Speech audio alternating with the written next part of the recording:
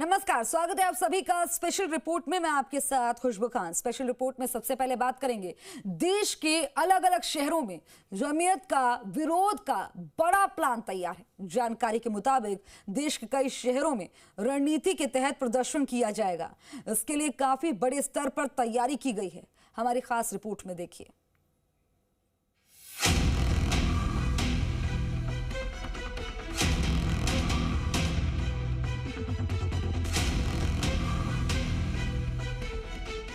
प्रस्ताव स्वीकृत हुआ और विधेयक यथा संशोधित पारित हुआ।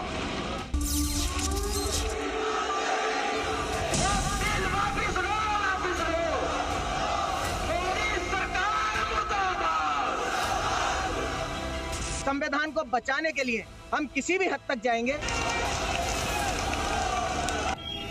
आगजनी, पत्थरबाजी, तोड़फोड़, वक्फ कानून के खिलाफ बवाल, भड़काने वाली टूल किट एक्टिव। वक्फ कानून देश में लागू हो गया है। इस कानून को लेकर जो विरोध हो रहा है वो थमने का नाम नहीं ले रहा है। सदन से लेकर सड़क तक। ये तस्वीरें हैं बंगाल के मुर्शिदाबाद की, जहां वक्फ कानून के खिलाफ में प्रदर्शन चल रहा था। जंगीपुर में आयोजित इस विरोध रैली में हजारों लोग जुटे थे, जिनकी मांग थी कि इस कानून को वापस लिया जाए। इसी दौरान कुछ प्रदर्शनकारियों ने सड़क को जाम कर दिया। पुलिस ने जब प्रदर्शनकारियों को हटाने की कोशिश की तो वहां बवाल हो गया। देखते ही देखते पुलिस पर पथराव शुरू हो गया और भीड़ ने पुलिस की 2 गाड़ियों में आग लगा दी। सड़क किनारे खड़ी गाड़ियों को भी नुकसान पहुंचाया गया। आगजनी, पत्थरबाजी, तोड़फोड़, ये वक्फ पर प्रदर्शन की आग है, जिस आग में दीदी का बंगाल सुलग उठा। पुलिस ने लाठीचार्ज किया और आंसू गैस के गोले दागे। इसके बाद तो प्रदर्शनकारियों ने जमकर बवाल काटा। उन्होंने पुलिस की गाड़ियों में आग लगा दी, जमकर तोड़फोड़ की और देखते ही देखते इलाके में तनाव फैल गया। जरा इन तस्वीरों को देखिए। हर तरफ शांति दूतों की फौज, जो दावा करते थे शांति से प्रदर्शन करेंगे, उन्होंने ही बंगाल को आग लगा दी। क्या ऐसे ही वक्फ पर विरोध करेंगे भाईजान?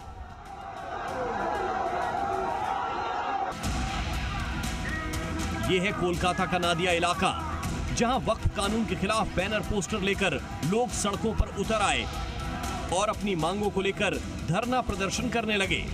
बताया जा रहा है कि रैली के नेतृत्व के दौरान पुलिस ने एक ट्रक को पकड़ लिया और सड़क जाम कर दी, जिसके बाद उग्र लोगों ने कथित तौर पर उनकी पिटाई कर दी। बाद में नवद्वीप प्रखंड के कनई नगर में कानून को निरस्त करने की मांग पर पुलिस भारी रही और प्रदर्शनकारियों की खबर ली। पुलिस कर्मियों ने जुलूस निकालने वालों पर लाठीचार्ज किया। वक्फ कानून के विरोध में देश भर में भड़काऊ गैंग एक्टिव हो गया है। कभी बयानबाजी करके, कभी लोगों को विरोध के लिए उकसाकर अपनी मंशा पूरा कर रहे हैं। इसी कड़ी में all India Muslim personal law board और जमीयत उलेमा ने देशव्यापी आंदोलन का ऐलान किया है। पूरी प्लानिंग से वो इस कानून के खिलाफ सड़कों पर उतरेंगे।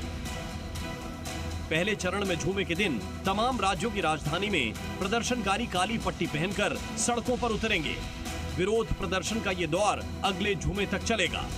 मुस्लिम पर्सनल लॉ बोर्ड ने इस कानून को मुस्लिमों के खिलाफ लाया हुआ कानून बताया।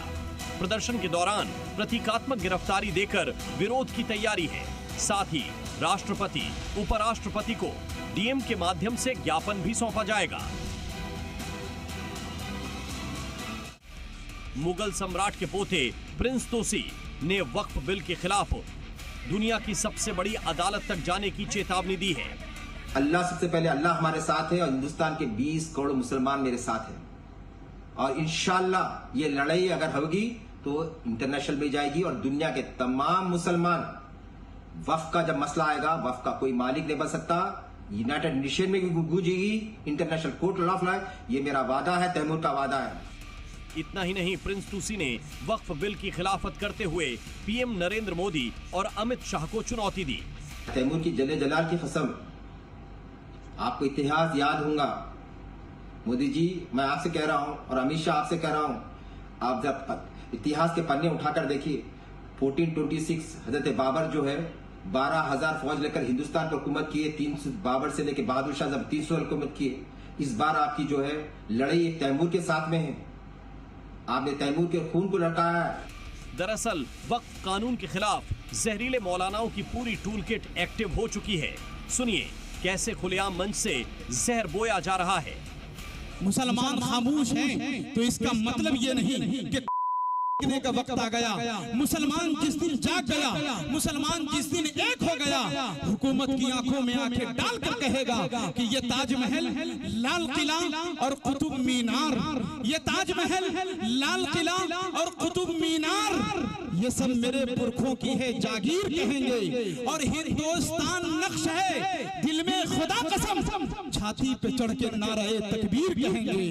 हिंदुस्तान नक्श है, हिंदुस्तान नक्श है, हिंदुस्तान नक्श है, दिल में खुदा कसम, छाती पे चढ़ के नारे तकबीर कहेंगे। उन्हें तारीख याद दिलाइए, पौने 1400 साल हो गए, न हम शैतान से हारे, न हम हैवान से हारे, न हम शैतान से हारे, न हम हैवान से हारे। बस इतना सोच के ए जालिम तेरी जान बख्शी है, शिकारी है मगर हमने कभी मारे शिकारी। मौलाना अरशद मदनी ने कहा कि ये मुसलमानों की धार्मिक स्वतंत्रता छीनने की साजिश है जो पूरी तरह संविधान के खिलाफ है। कि वक्फ जमीन और वक्फ करना, वक्फ जायदाद, ये हमारा एक मजहबी शिआर है।